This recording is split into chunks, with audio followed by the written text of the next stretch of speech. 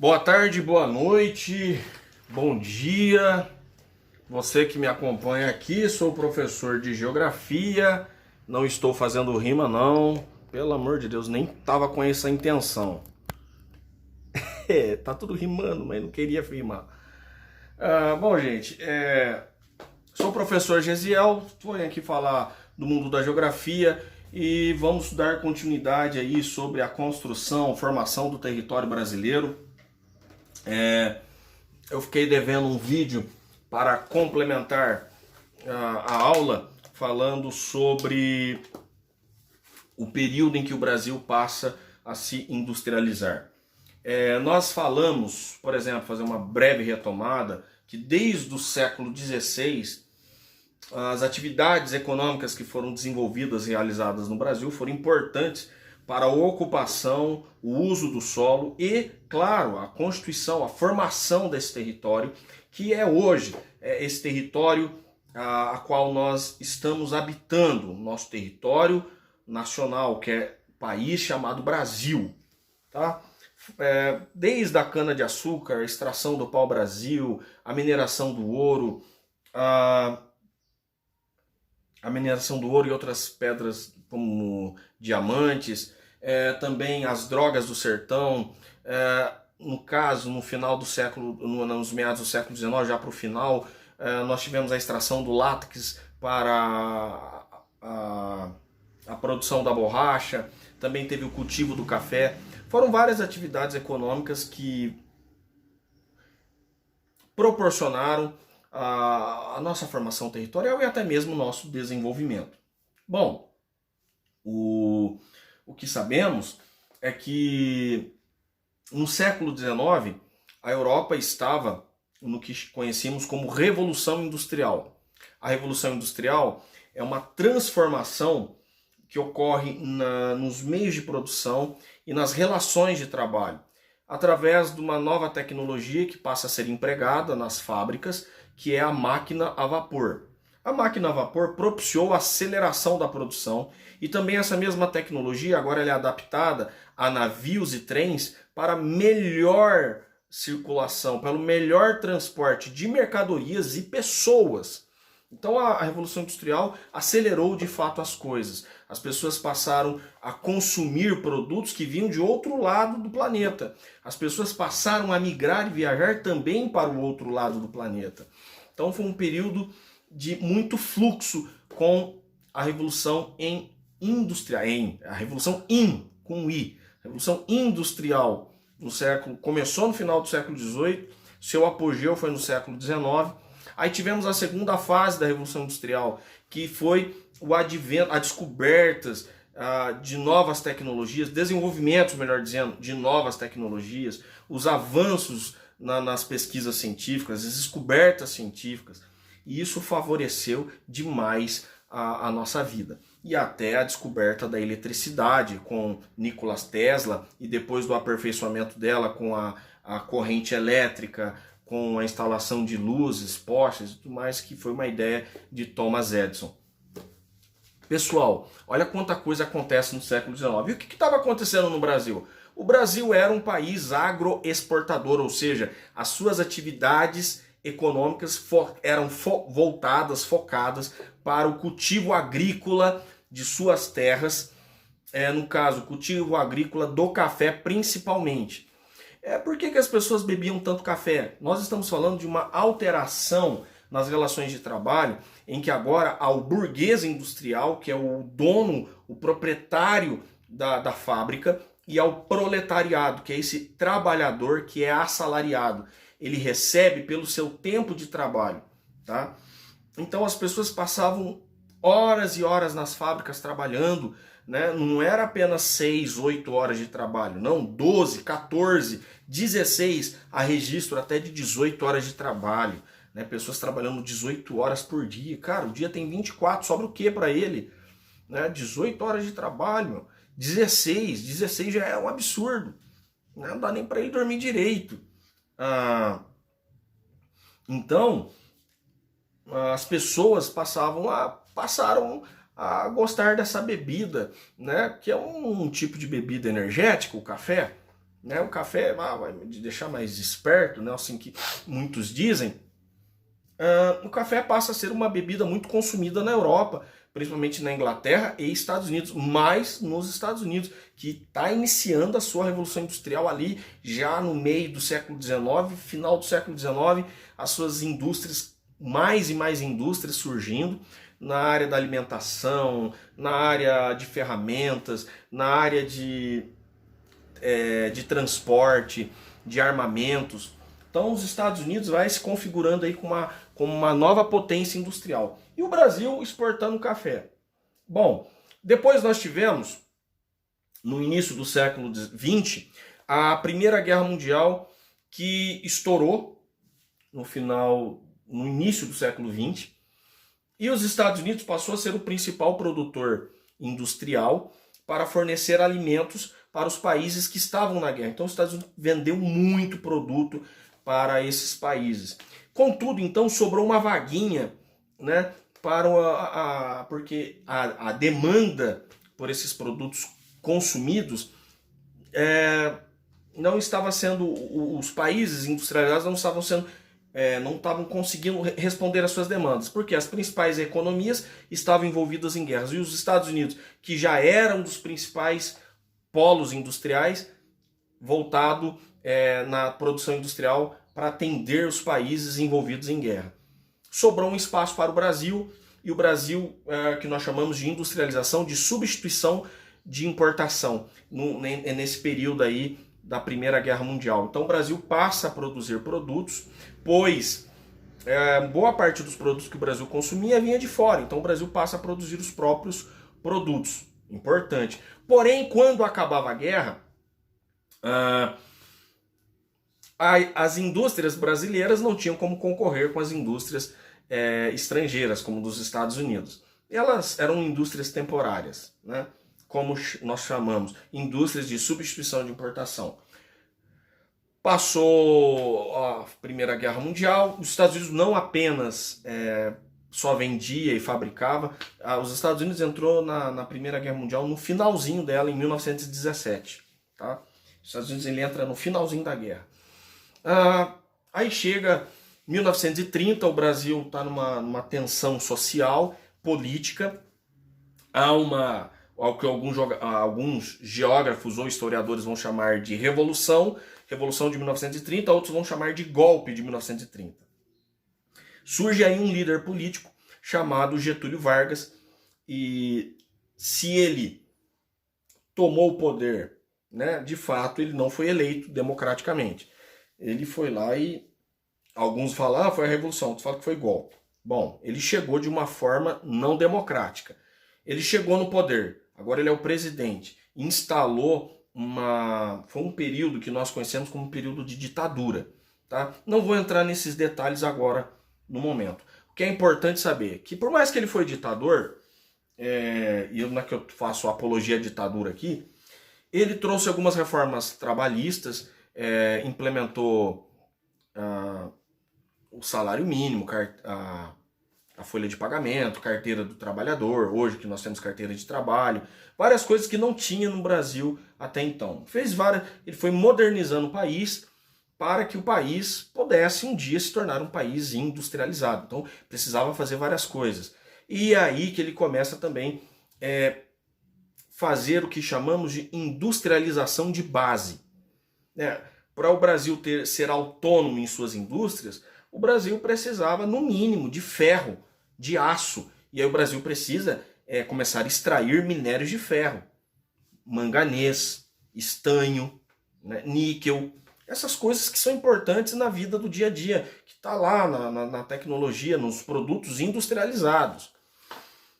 Então ele começa esse programa de indústria de base. Getúlio Vargas ele vai sair porque o Brasil foi para lutar contra uma ditadura lá na Segunda Guerra Mundial, na Itália, e claro que tinha a ver com a guerra na Alemanha, a Segunda Guerra Mundial. O Brasil lutando contra uma ditadura, porém, sendo que havia uma ditadura no seu próprio país. É claro, quando os brasileiros voltaram da guerra, o Getúlio Vargas teve que sair, e depois de 5 anos, novas eleições, E ele volta como presidente. Então ele cria, nessa volta, outras empresas estatais para a formação dessa base para a indústria, né? E uma delas foi a criação da Petrobras, né? A Petrobras em 1953 foi criada aí no governo do Getúlio Vargas para a extração de petróleo. Então o Brasil já tinha a siderúrgica nacional em Volta Redonda para a produção de aço, já tinha a sua empresa de extração de petróleo, né? E várias outras coisas foram acontecendo, mas ainda precisava mais coisas acontecer. Problema do Brasil: as regiões eram muito isoladas. Cada canto do Brasil era isolado. A região norte, região nordeste, isolada da região norte, isolada da região sul e sudeste. Cada região ditava as suas regras lá, ia tocando sua vida. Não havia uma integração nacional. Acontece que, devido aos grandes barões do café,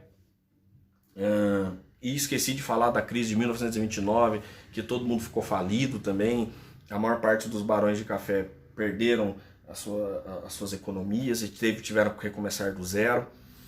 Mas vale lembrar que a região sul e sudeste, principalmente a região sudeste, concentrava mais capital, mais dinheiro, e é esse capital que vai ajudar na industrialização do Brasil. Tranquilo? É esses empresários que vão ajudar na industrialização da região sul e sudeste. Com isso, começa aumento de números de trabalho, frentes de trabalho na região sudeste, especificamente no estado de São Paulo. É quando começa uma onda de migrações e pessoas passam a migrar, principalmente da região nordeste para a região sudeste. Especificamente, um estado específico, o estado de São Paulo. Há um fluxo migratório muito grande. Surge um novo presidente agora. Tá? Em 1955, Juscelino Kubitschek é eleito. Professor, está parecendo uma aula de história, mas poxa, não dá para falar isso sem falar de história. Juscelino Kubitschek é eleito e ele propõe a transferir a capital do Brasil, que era no Rio de Janeiro, para Brasília. O Distrito Federal era no Rio de Janeiro e vai para Brasília. Aliás, o Brasil teve 3 capitais: Salvador, Rio de Janeiro e agora Brasília, que é a última capital até o momento. Então ele começa a construção após o seu mandato, após iniciar o seu mandato, em 1955, 56, e aí ele começa a pau a toda a obra, que é um mega empreendimento.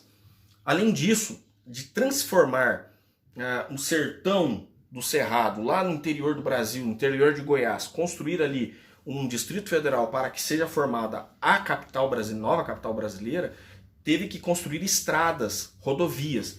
E no objetivo dele, falando na cabeça dele, falou assim: olha, as atividades econômicas estão muito concentradas em São Paulo.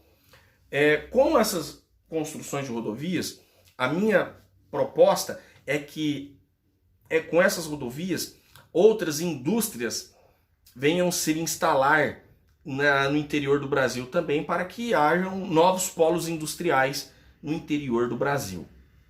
Bom, o que aconteceu? Não aconteceu isso, meu amigo.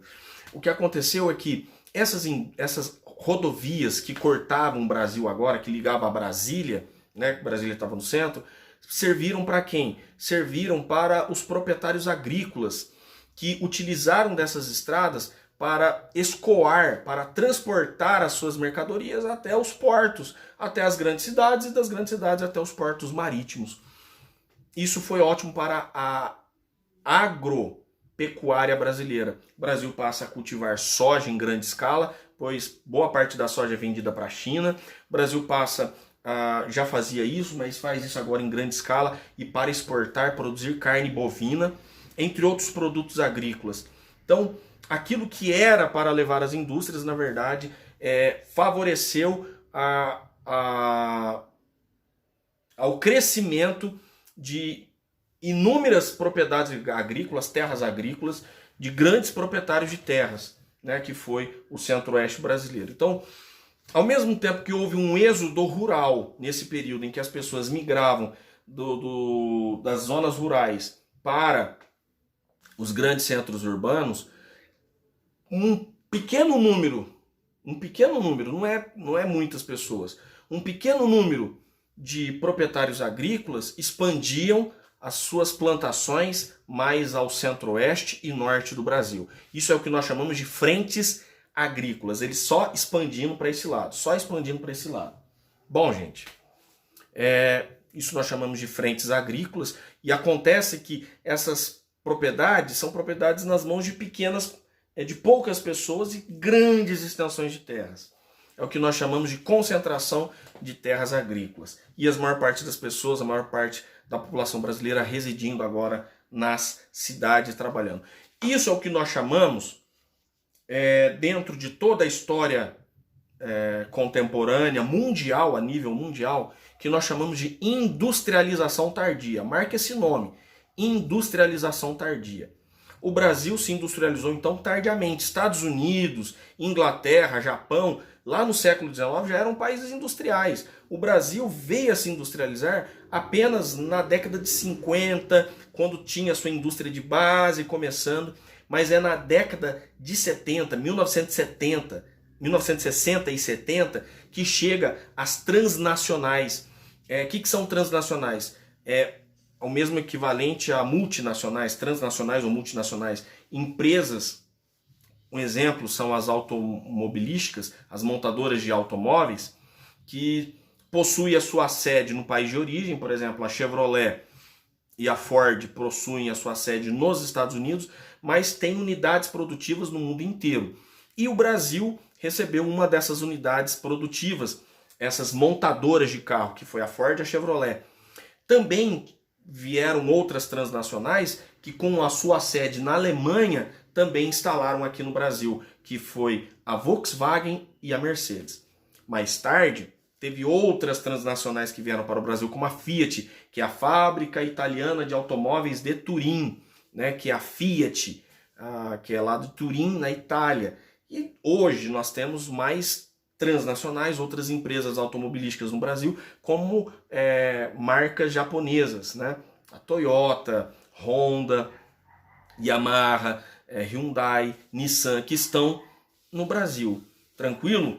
Então, o Brasil passou a se industrializar tardiamente, né? O que nós chamamos de tardiamente. Isso, contudo, pessoal, não quer dizer que o Brasil se tornou um país rico de uma hora para outra. O Brasil teve um grande crescimento, produziu bastante. O Brasil passou a estar entre as 10 maiores economias do mundo. Até hoje o Brasil está entre as 10 maiores economias do mundo.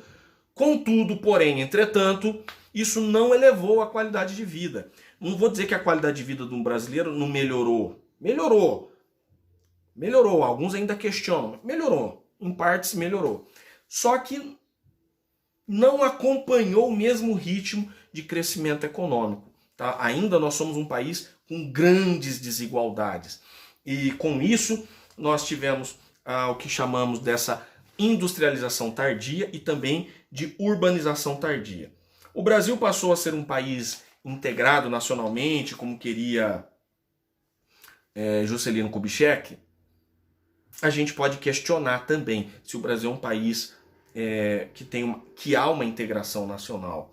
Ainda no Brasil, há regiões que concentram essas economias, todas as atividades econômicas, capital, por exemplo, São Paulo. Hoje, muitas indústrias saíram de São Paulo e passaram a ir para outras regiões do Brasil. Nós temos um caso muito típico aqui em Porto Ferreira, que é o caso da Vidroporto, uma empresa local aqui de Porto Ferreira, histórica, tradicional aqui, e que transferiu, criou uma... Ela não transferiu, na verdade, ela criou uma unidade de produção na região nordeste do Brasil,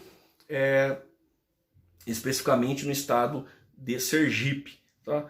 Instalou lá uma unidade produtiva lá no Sergipe. Então, hoje, outras regiões do Brasil, agora que passaram a receber as suas unidades produtivas, as suas unidades de indústrias. E aí você vê no Nordeste aquilo que no passado, olha, muitos nordestinos saindo, deixando a região para ir trabalhar no Sudeste. Hoje não tanto, ainda tem, mas não tanto quanto no passado, porque agora está surgindo frente de trabalhos, não só no campo agrícola, mas também no campo industrial.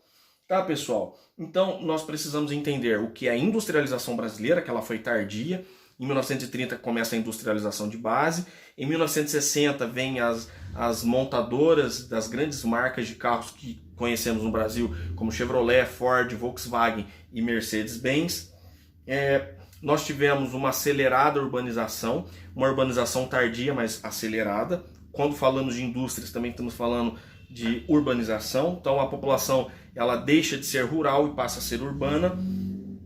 E também o que causou o deslocamento, que mudou toda a infraestrutura do país também, com o surgimento de rodovias, foi nos anos 60, foi a transferência da capital do Rio de Janeiro para Brasília, com o surgimento de novas rodovias. Depois vem o governo militar, com construções de hidroelétricas e mais criações de empresas estatais. E por fim, chegamos na década de 80, o Brasil entra numa crise, muitas pessoas deixando o país, e a inflação, faltando produtos no mercado, né? Até chegar nos anos 90, com a inflação lá altíssima, criamos uma nova moeda, que era, saímos do cruzeiro, entramos na moeda atual, que é o real, que é o nosso dinheiro, o dinheiro brasileiro. Isso foi lá em 1994, tá? E estamos aí com essa moeda e caminhamos agora para um novo momento na história, né? Um período mais democrático, com algumas instabilidades no meio do caminho, e o Brasil procurando aí o caminho certo para se tornar uma grande potência econômica e que isso possa elevar a qualidade de vida nossa. Mas para isso também deve ter uma melhor participação da sociedade, deve ter um maior esclarecimento, principalmente na hora de nós elegermos os nossos representantes políticos e como cidadãos, e também desenvolvermos tecnologia, estudar, pesquisar e transformar esse país, querido país chamado Brasil. Olha, 22 minutos, tudo muito rápido, assim, para condensar tudo isso e vocês poderem absorver da melhor forma possível. Galera, esse conteúdo eu falei até a página 26, né, do livro Expedições Geográficas do 7º ano, de Melian Adas e Sérgio Adas. Forte abraço, fiquem com Deus e Deus os abençoe. Um bom final de semana, estudem, tá? Tchau, tchau.